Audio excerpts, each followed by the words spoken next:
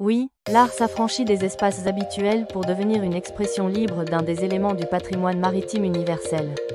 L'idée de transformer la coque du pointu hippocampe, symbole vivant des vieux gréements de la Méditerranée, en une œuvre d'art contemporaine intergénérationnelle est née d'une rencontre magique entre un communicant visionnaire et deux Raphaélois passionnés, l'un de la mer, Richard Bongiorno, président de l'association des BGT de Saint-Raphaël, bateau et gréement de tradition, et l'autre Florence Lévy, artiste présidente de l'association Mécènes du Var.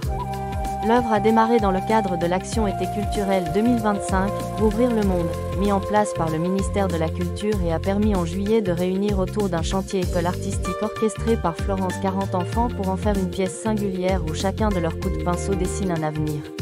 Mais ce n'est pas tout, à vos agendas. Hippocampe n'a pas dit son dernier mot sur ces deux dates à ne manquer sous aucun prétexte.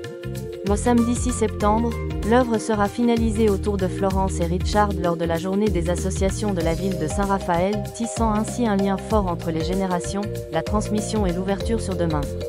Le samedi 13 septembre, l'œuvre sera exposée lors de la 4e édition 2025 du Festival de la mer, le Trophée des Lions, durant notre animation phare dédiée aux enfants Tobillard, Dessine-moi Toby ton pointu, en présence de notre invité d'honneur Louis Baudin, présentateur iconique de la météo sur RTL et du JT de TF1.